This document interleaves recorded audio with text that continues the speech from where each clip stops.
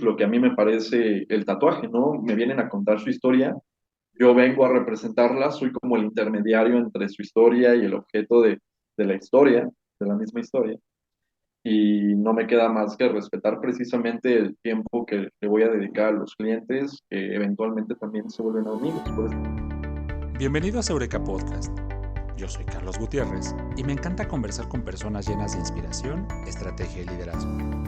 Acompáñame a descubrir y comprender sus soluciones prácticas y repentinas a problemas previamente incomprensibles. Hoy tengo como invitado a Alastor Salazar. Alastor es un artista plástico, heredero de un linaje excepcional, orientado principalmente a la técnica del dibujo, la pintura y el tatuaje.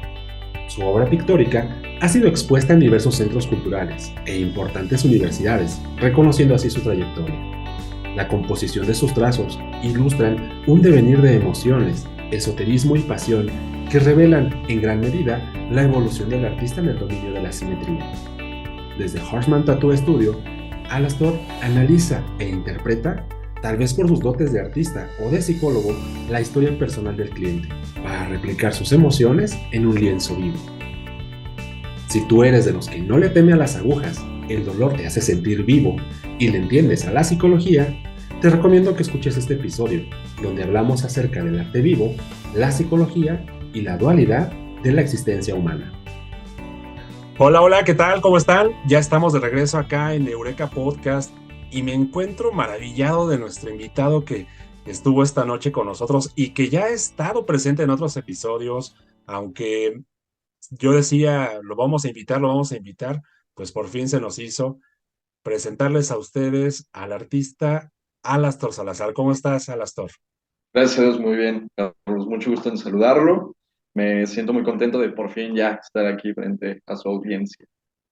Muchísimas gracias. Pues mira, de las cosas que yo he platicado a mi audiencia, pues es precisamente que tú eres el autor de la obra que tengo en mi otro escenario. Yo regularmente utilizo dos escenarios y en esa obra, pues naturalmente yo sentí esa conexión, si quieres llamarla cósmica, contigo, con la persona, porque fue muy grata para mí la sorpresa de ver que las personas con las que nos cruzamos en el camino, de repente tenemos mucho más allá que ideas que podemos compartir. Claro, sí, y es bien curioso la forma en la que yo considero que esa obra llegó a usted, ¿no? Porque fue el proceso para hacerla, sí fue un proceso muy catártico.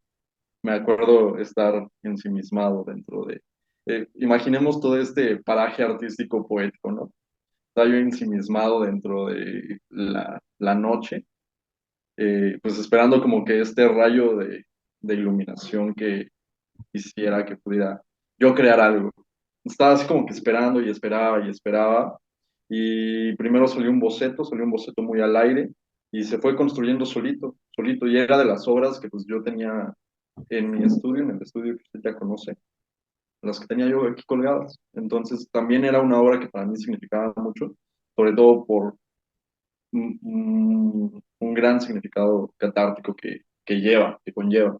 Y el hecho de que usted la adquiriera, pues igual, igual, muy interesante. Sí, en efecto, el punto que cuentas acerca de la catarsis y la obra del autor, creo que es algo digno de reconocer porque uno se hace a sus obras o existe esta cuestión de mimetización, de fundirte con lo que eres, compartir esas pequeñas estructuras con las demás personas y dividirte en mil y un fragmentos. Y cada uno de esos fragmentos, cuando los unimos, arman el rompecabezas que al final de cuentas eres tú mismo, ¿no? Es el artista. Claro, y precisamente lo menciona Lacan, ¿no? Nosotros llegamos a este mundo incompletos, entonces tenemos que estar en constante búsqueda de lo que nos complemente, nos haga ser. Y sí, sí, igual, si nos vamos hacia lo que tiende a mencionar Vygotsky respecto al arte, pues es esta búsqueda de significados constantes en los que nosotros como espectadores o como artistas, pues tendemos a trabajar, pues, buscamos la manera en la que podemos expresar el entorno. El arte funciona según el tiempo y el espacio. Y me parece muy interesante la plática vamos a tener el día de hoy. Pues muchísimas gracias por haber aceptado esta conversación, siempre profunda, pues la forma en cómo entiendes la vida, porque creo que esta dualidad entre la psicología y el arte es algo que llevas muy de la mano, ¿no? O sea, hay como tal, una especialidad que es psicología del arte. Y dentro de esta especialidad que, aunque el camino es poco explorado, muchas veces las personas que estudian esa especialidad, pues no son artistas propiamente, son personas que tienen apreciación artística y que les gusta el arte, pero como tal, son contados a lo mejor, ¿no? Y estoy a lo mejor pecando de generalizar. Pero en el caso particular tuyo, que logras esta combinación entre psicología y arte, pues además es algo que mana por tu ser, ¿no? Que corre tus venas. Sí, usted lo menciona y el término de dualidad, pues sí carece de ambigüedad en este caso porque es algo con lo que yo lucho constantemente, ¿no? Yo hice mi carrera en psicología, pero me terminé dedicando al arte, completamente al arte. Entonces sí, al principio fue muy complejo. El estudio de tatuajes lleva un par de años y se mantiene gracias, considero yo, a esta misma dualidad entre ser y hacer, ¿no? Queremos demostrar, sí, tener cierto nivel artístico, pero también queremos profundizar en estos temas psíquicos que nos competen para poder crear una conciencia artística, llevarlo hacia otro nivel. Exacto, exacto. Y que al final de cuentas estás trabajando con personas, que eso es también otro aspecto importante a destacar. O sea, por ejemplo, ahora que hablábamos de la obra pictórica que tengo en mi poder, pues hablas de esta parte de estar encerrado en ti mismo y desarrollando tu creatividad. Pero cuando tu lienzo, más bien, cuando tu lienzo es una persona y que esa persona tiene emociones, tiene pensamientos, tiene miedos, tiene sensaciones, entonces la experiencia artística cambia, ¿no?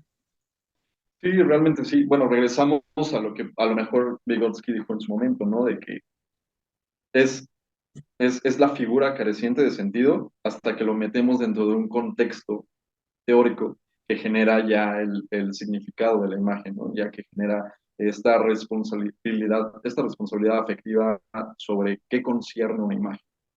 Es como, por ejemplo, imaginar que tenemos un Lego, una figura de Lego, que por sí sola realmente es una figura que encaja con otra y tal vez con otras tres, pero si ya las vamos armando, es lo mismo con el arte, vamos generando líneas, generando trazos, generamos un dibujo.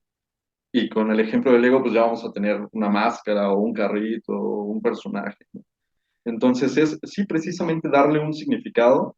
Ya al cambiar de lienzo, pues también podemos hablar de que sí, en este caso de los tatuajes, el lienzo duele, el lienzo llora, el lienzo se desmaya, ¿no? Entonces, sí, sí, sí, podemos hablar inclusive de lo que tiende a significar tatuarse. Les comentaba yo a mis clientes que es algo que les platico cuando yo los siento a ellos muy nerviosos y el ambiente sí, precisamente se tensa, porque en mi caso me cuesta mucho trabajo sentirme libre si siento un ambiente de ansiedad o de hostilidad por parte de, en este caso lo volvemos a tratar como los lienzos, ¿no? Los lienzos que lloran. Entonces, sí, yo les platico que el tatuaje pues tiene este significado ambiguo, este significado artesanal, este significado de nuestros antepasados que nos permite contar historias. Uno de los lemas es de que nosotros somos los artesanos de tus ideas. Con esto quiero dar a entender de que sí, precisamente vamos a estar escarbando de una manera constante en generar ideas que con los clientes se sientan a gusto, se sientan conformes. Entonces, sí, el significado del tatuaje también puede repercutir en en el resultado de la obra, porque también son obras artísticas. Sí, en efecto. De repente me pones a pensar en una película, no sé si la hayas visto y si no la has visto te la recomiendo, se llama El libro de cabecera. Es una película oriental donde, palabras más, palabras menos, una chica que es escritora decide narrar su obra a través de la piel humana y ella se va relacionando con diferentes amantes a los cuales a través de la caligrafía les hace una narrativa y esa narrativa la captan a través de fotografías que después un editor se va a llevar para hacer la transcripción y después contar una historia. De repente me pones a pensar un poco en esto porque cuando tú estás narrando una historia, la estás narrando en complicidad con la otra persona, en este caso, en complicidad con la persona que se va a tatuar. Porque, por ejemplo, alguien como yo que no tiene un tatuaje, ¿por qué no se ha atrevido a hacerlo? Pues porque a lo mejor soy más de la idea de que son cosas permanentes, que tal vez en este momento anhelo, pero no me atrevo a hacerlo. Y una persona que se ha tatuado, tengo muchos amigos que lo han hecho, dicen es que de repente es adictivo. O sea, trabajos de que te tatúes la primera puntita en una extremidad, porque después ya no puedes parar, después ya es muy grata la sensación. Pero en esta interlocución entre el artista y el sujeto que se quiere tatuar, supongo yo que una cosa es lo que traemos en la mente y que queremos materializar, y otra muy semejante lo que el artista nos propone. Sí, sí, bueno, es que en esta cuestión de qué es lo que nos tatuamos, por qué nos tatuamos, pues podemos indagar a profundidad. Realmente es muy, muy rica toda la información a base de experiencias que se pueden contar. En esta parte en la que por qué vemos una imagen y nos llama, o por qué nos llama el estilo artístico del tatuador, pues aquí encontramos otra dualidad, ¿no? El día de hoy vamos a hablar de muchas dualidades. Nosotros nos podemos sentir identificados ya sea por una imagen, por un autor, por un boceto que vimos en internet y de alguna manera coincide en estos preceptos universales que nosotros coincidimos como un hecho, como un recuerdo, como la memoria de un viejo amor o como el recuerdo de la persona que ya no está, o una mascota que ya no está. Y eso también, eso es lo que influye en que nos tatuemos a lo mejor algo que nos guste que veamos en Internet, ¿no? Ya está la idea preestablecida. Ya ahí nosotros realmente no tenemos que trabajar tanto para maquinarla, para crearla, nada más jalamos, pegamos y hacemos, ¿no? Pero también está esta otra parte en la que el cliente tiene la confianza y tiene la seguridad de tatuarse algo a mi estilo. Por ejemplo, ayer precisamente tuve la fortuna de tatuar a una gran amiga y ella me decía, pues, me decía, Vic, yo dejo todo esto en tus manos, ¿no? Como esta parte realmente consciente de que le gusta lo que hago, conoce lo que hago y sí, precisamente aventurarse a ojo ciego, pues la labor del tatuaje, aunque sea muy doloroso, en algunas ocasiones realmente como que tenemos esta percepción de que sí duele, pero al final va a valer la pena. Es yo lo que siempre les digo. ¿Qué tal el dolor? 10, pues pongo a calificar su umbral de dolor. ¿Qué tal, qué tanto te dolió? No, pues que un 9. ¿Y valió la pena el dolor? O sea, ¿realmente tú sientes que valió la pena, que ganaste algo? No, pues sí, la verdad es que sí valió la pena. Y sí, realmente es algo que va a influir en que regresen o que se sigan tatuando por otro lado. Hablando de los procesos químicos, bueno, ya después del tatuaje, después del dolor, se empieza a secretar serotonina, dopamina, entonces, pues obviamente aquí es donde ya vale la pena, ¿no? Cuando el cerebro te dice, ya sufriste, aquí está, ¿no? Relájate, duérmete un rato o come algo y pues ya, para la casa. Sí, definitivamente. Esta combinación emocional entre la obra, entre los umbrales del dolor y naturalmente la satisfacción que viene como efecto secundario de el proceso del tatuaje, pues yo creo que es algo que también va dando gratitud a la persona que porta la obra y también a la persona que es el artista, ¿no? La persona que estuvo detrás de ello. Algo que es muy peculiar en tu estudio y que realmente es digno de reconocerse es este tema de la privacidad. O sea, desde entender que es un espacio limpio, ordenado, lleno de simbolismo y que más allá de eso, tienes que hacer una cita para poder ingresar y tienes el tiempo exacto para tu trabajo.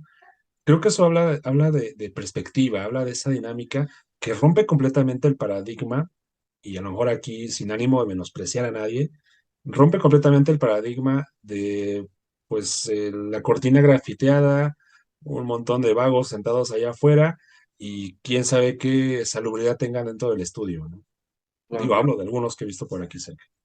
claro, no, pues sí, es que realmente como que tenemos esa visualización de que si uno se va a tatuar es en un lugar de mala muerte, ¿no? A lo mejor. Pero gracias a Dios, o bueno, gracias a las cuestiones sociales, ya se va quitando ese dogma. Yo tengo muchos colegas que admiro por su proceso artístico y además admiro por la calidad de personas humanas que son, calidad de clientes que tienen y calidad de orden, de progreso, de higiene, todo eso.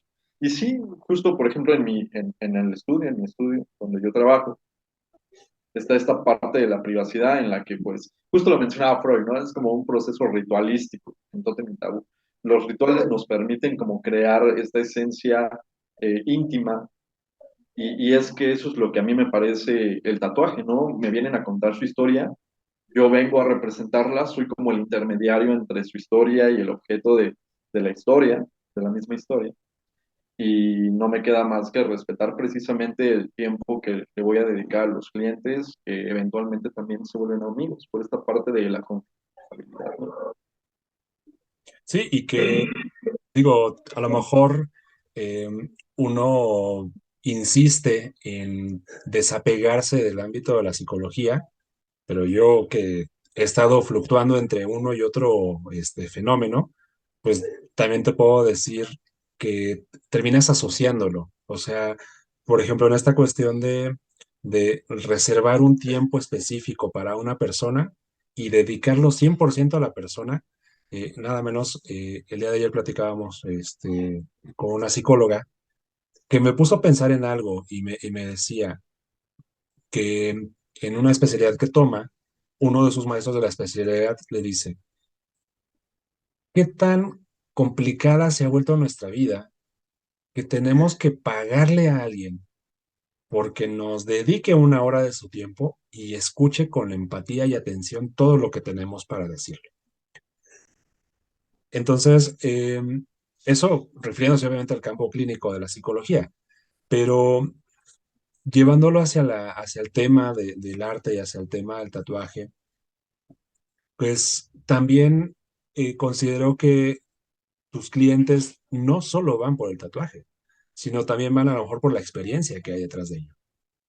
Sí, pues sí, realmente, igual justo es lo que estaba yo platicando con esta amiga que yo tatué ayer, tuve el gusto de tatuarla ayer, pues es todo el proceso, ¿no? No es solamente el hecho de que vengan a sentir dolor, ¿no? O a infligirse dolor.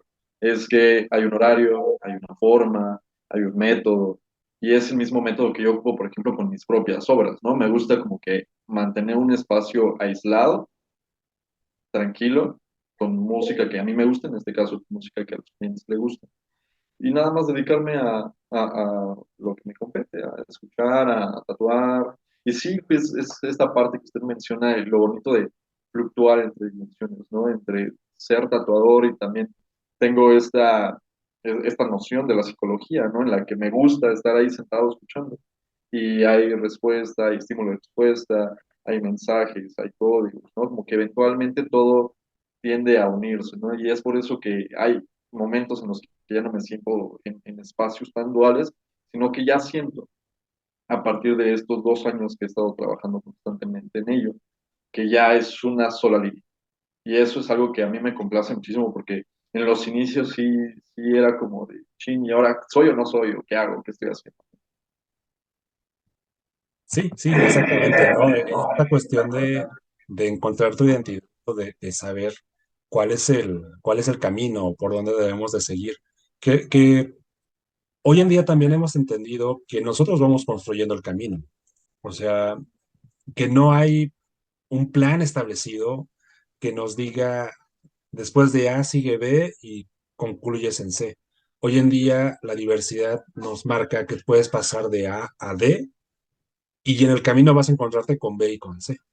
Claro, claro, igual es parte del proceso, ¿no? Y eso lo comprende uno a medida que va enfrentando los miedos propios, ¿no? El rechazo propio, las inconsistencias del propio argumento.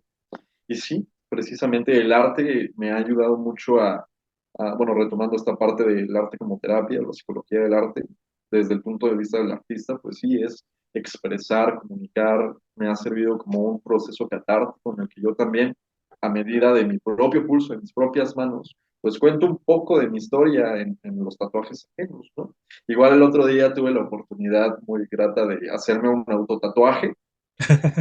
Entonces, pues sí, es que igual hay que experimentar el dolor que uno mismo genera, ¿no? Igual vamos a hablar de cierto masoquismo, ¿no? Entonces, pues estaba yo en compañía de mi hermano y él estaba viendo, porque mi hermano se dedica también al arte, a la fotografía, usted lo sabe, y venimos como que de un linaje de constante arte, ¿no? De artistas. Entonces él me estaba acompañando mientras yo me tatuaba y ahí estaba yo controlando el pulso para que el dolor realmente no fuese como que un reflejo que impidiera que yo pudiese hacer un buen trabajo. Y me gustó, me quedó bien. Entonces eso también habla como que esta perspectiva teórica en la que por medio de práctica constante y muchas ganas, pues es que uno empieza a hacer trabajos con los que uno queda a gusto, queda conforme. Y es lo más gratificante, ¿no? Que cuando un cliente se va, me dice, oye, me encantó, te voy a recomendar, y a la semana o 15 días regresan, y regresan con un amigo, regresan con un familiar que también se siente incluido, se sienten incluidos. Entonces sí me gusta como que incluirlos en mi propia historia. Si quien me siga va a poder ver que en mis redes sociales pues publico mucho de mi vida, porque mi vida sí es como que muy abierta a la perspectiva de las cosas, ¿no? Entonces, no, me complace mucho contarla, me complace como que expresarme y ser escuchado también es gratificante. Entonces, el hecho de que vengan, se tatúen y me recomienden, No, excelente. ya con eso están no Sí, solo ya, reconociendo tu trabajo, sino además proyectándolo hacia otros, ¿no? Por ahí claro. decía Walt Disney, que quede tan satisfecho tu cliente que no solo regrese, sino que invite a sus amigos. Anda, anda. Sí, muy de acuerdo. Y justo, pues es que el arte que yo hago realmente es como una noción entre, bueno, mis inspiraciones es el gran arte renacentista, el barroco, el neotradicional, en esta cuestión del tatuaje. Entonces, como que trato de combinar un poco de todo. Realmente la mayoría de las veces salen obras un tanto oscuras, pero es como este reflejo constante y es que los que se dedican al arte se menciona que somos como un espejo, porque reflejamos constantemente qué es lo que vemos, qué es lo que vivimos, qué es lo que sentimos y lo plasmamos. Y se Totalmente. menciona, hay una frase que dice, que me gusta mucho, que el arte tiene que eh, perturbar al cómodo y... ay, ¿cómo ves esta frase? Perturbar al cómodo y hacer sentir cómodo al perturbado, justamente. Interesante frase. Sí, en efecto, esto que mencionas acerca de las influencias que van haciendo la narrativa respecto de el arte y la trayectoria, y efectivamente, ¿no? Esta tradición familiar o esta estirpe familiar que tengo la buena fortuna de conocer a tu papá, conocer a tu mamá, a tu hermano, y saber que están involucrados en el arte, pero cada quien a su estilo, porque además cada uno de ustedes tiene su propia visión particular de lo que es el arte. Sí, sí, empezamos desde mi mamá. Ella como que poco a poco nos fue inculcando este amor por el arte. Yo creo que fue cuando empezamos a rayar las paredes que ella dijo, ya tengan su paquete de hojas, sus colores y ahora sí. Y sí, ella tiene dibujos muy bonitos. Ella le gusta más pintar, a mí me gusta más dibujar, a mi hermano le gusta más la fotografía. Mi papá se dedica al arte de la carpintería, que también es muy interesante. Entonces sí, como es que me dicen pues que yo nací aprendiendo, yo nací sabiendo, ¿no? Realmente es toda una vida de mucha práctica. Pues es que es toda una tradición. O sea, en efecto, muchas veces nos preguntamos que por qué las personas son hábiles o son tan diestros para hacer las cosas. Y habrá, no dudo que haya esos virtuosos que pues prácticamente ya nacieron con la habilidad y que la desarrollan, pero la mayoría, y aquí hablo por una gran cantidad de artistas, la mayoría todo el tiempo están aprendiendo, todo el tiempo están practicando, todo el tiempo están ensayando y lo llevan a su máxima capacidad, ¿no? Tú mismo lo estás diciendo. Quiero probar una técnica nueva, quiero ver qué tanto el dolor, pues es parte de la obra y lo voy a probar en mí mismo, ¿no? Para ver, pues hasta dónde, ¿no? Hasta qué punto. Sí, ya llevo varios así. Ya llevo varias como que pruebas inconscientes pues sí, en las que no queda de otra más que saber qué se siente la aguja, porque ¿quién sería, no? ¿Qué clase de persona, qué clase de tatuador sería? Si me siento con la confianza de tatuar a las personas, pero a mí me da miedo hacerme uno.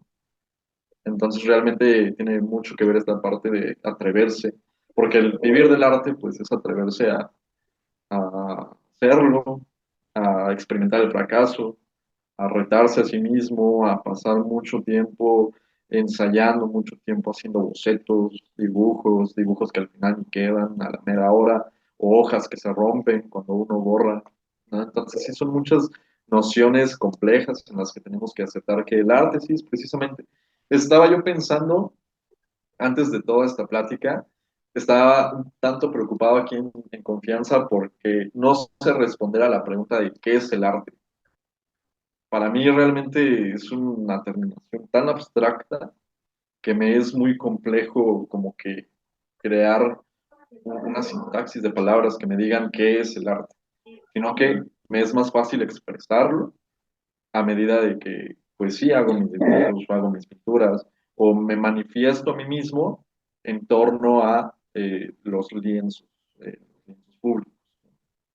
Sí, claro, el, el hecho de nombrar a las cosas, de repente sucede que en el momento en el que algo tiene nombre, ya deja de ser trascendente o deja de ser tan importante. Eh, por ejemplo, eh, yo asocio mucho la vida cotidiana con el cine y hay una película llamada La vida secreta de Walter Mitty, donde eh, este muchacho conoce a un fotógrafo que está esperando su momento idóneo para poder fotografiar a una especie muy rara de un leopardo. Eh, en el momento exacto que va a capturar la foto porque alcanza a ver al animal, tiene la cámara lista para tomar la foto, decide no hacerlo, el fotógrafo, y decide solamente quedarse allí y contemplar el animal. O sea, es algo que ha buscado tanto, que ha anhelado por toda su carrera y que en definitiva no va a materializar porque prefiere dejarlo en su estado más puro. Claro, porque una vez, bueno, imagino que una vez que toma la foto carece de sentido, ¿no? Exacto. Sí, y lo menciona Víctor Frankl, ¿no? En El hombre en busca del sentido, de que estamos constantemente buscando símbolos de placer. Y hablando de películas, hay un director que no sé si usted lo conozca, en dado caso de que no se lo recomiendo mucho.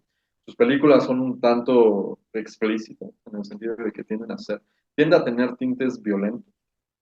Se llama Lars von Trier, Ok, y sí.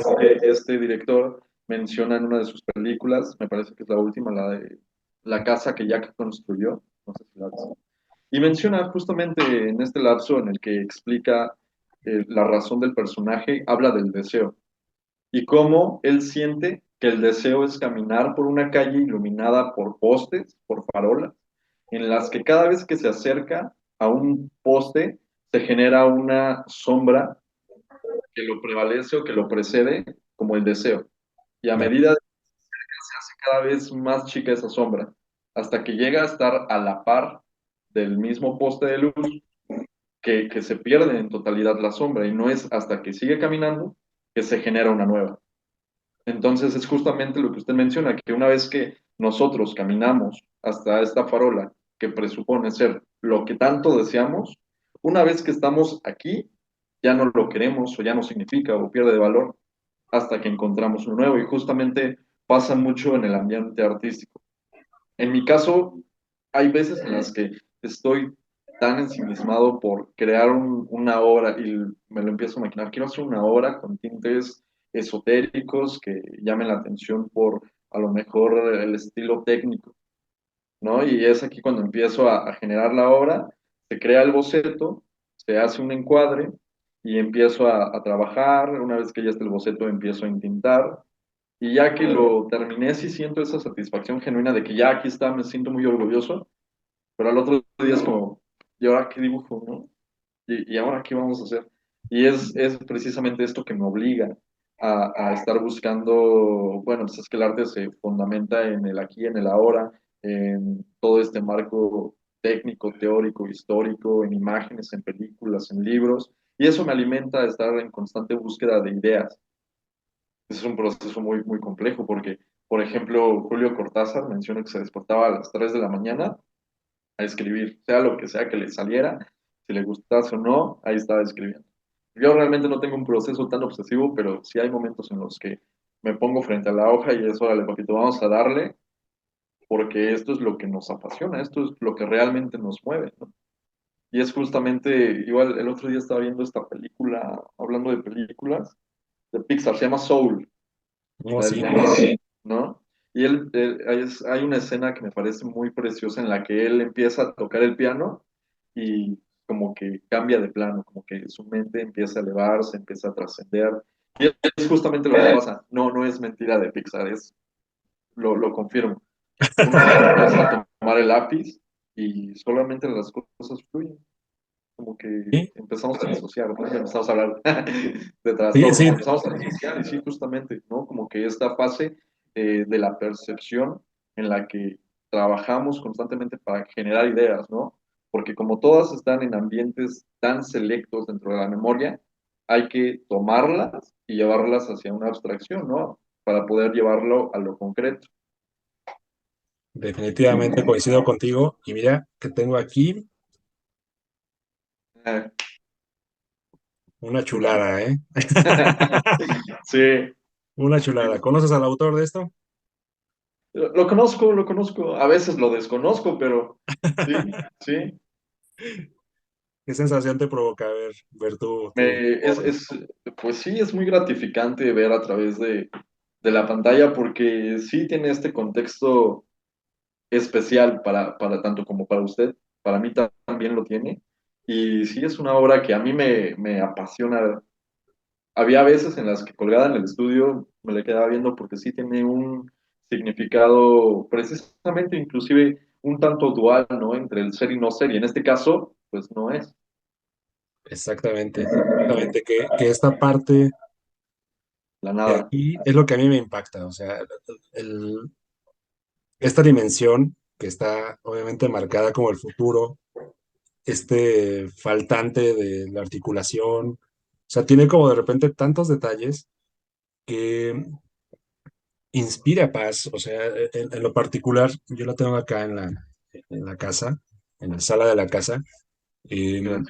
No tengo ninguna otra objeto alrededor, o sea, es prácticamente una pared blanca y la obra al centro. Y de repente me le quedo viendo y a veces no sé si depende de mi estado de ánimo, pero le encuentro muchas interpretaciones. O sea, me imagino, como tú dices, ¿no? Este lienzo que está en blanco y le representas una cantidad de cosas. Sí, sí, esa obra es realmente muy significativa porque al hablar del futuro, así se titula la obra del futuro y tiene este marco que apunta hacia la nada, ¿no? Lo cual lo sostiene un ser descarnado, apenas los músculos, con faltantes en la piel y todo, ¿no? Entonces, sí, sí, sí, es esta conciencia de que el futuro pues, se elabora. Yo pienso mucho en ello. Antes sí me complicaba mucho cuando me preguntaban cómo te ves dentro de 5 años. Y yo, pues, dentro de mi obsesividad, una persona obsesiva, es como, no sé, no sé, no sé, no me gusta que me pregunten eso, no me gustaba, no sé. Y yo lo veía así justamente como un espacio negro, una ventana oscura, un pasillo hacia la nada inclusive, el cual pues hay que elaborarse. Ya hoy mi visión es distinta en torno al futuro, ya más acorde al contexto histórico en el que estoy viviendo, pero en ese entonces sí, justamente. justamente tiene esa noción simbólica de que tenemos que trabajarlo, no hay nada realmente. Todo lo que vivimos se precipita en el aquí y en el ahora. Exacto, sí. Y el aquí y el ahora, pues también es una teoría psicológica, ¿no? De Fritz Perls, hablando de la cuestión de la Gestalt, y en la cual obviamente yo me declaro partidario. O sea, cuando dentro del mundo de la psicología, yo entiendo que hay diferentes corrientes, pero hay una en particular que habla acerca de la percepción y te abre todas las posibilidades técnicas respecto de em, el desenvolvimiento del ser y después lo reduces al aquí y a la hora. O sea, de repente es como ese golpe de realidad constante que tienes que tener, ¿no? Así, exacto. Sí, sí, y también hay un autor llamado Aldous Huxley que lo menciona en uno de sus libros llamado Las puertas de la percepción, ¿no? De que nosotros realmente sí estamos en un plano estético, pero hablando del ser como que ya trasciende, ¿no? Como que sí tenemos esta noción de que nos gusta tal, nos encanta otra cosa, somos aficionados a ver, a hacer, a sentir, a tener, pero realmente, ¿qué es lo que percibimos como real o cuál es la muestra de lo real, ¿no? Que nos lleva a estas conductas muy primitivas, iba a decir un tanto primitivas, pero muy primitivas del ser humano, que implica hacer arte. Y regreso a la misma frase, ¿no? Hay que perturbar al cómodo y hacer sentir cómodo al perturbado, Sí, porque implica precisamente crear, destruir, hablar inclusive de lo incómodo, hablar de lo cómodo también.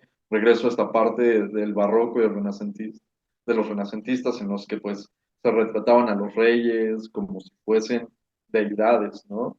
A estas culturas, a estos personajes políticos como si fuesen personajes divinos, pero también está esta otra contraparte en la que por medio del arte hablamos de tintes políticos en los que tal vez la sociedad está organizándose para hacer una revuelta, o hay asesinatos, o hay, por ejemplo, con Goya, un aquelarre, un acto de misticismo, de brujería, o con Miguel Ángel, hablamos de ángeles, de dioses, de Dios realmente, de reyes, de iglesia. Entonces es esta constante búsqueda de representar lo que existe.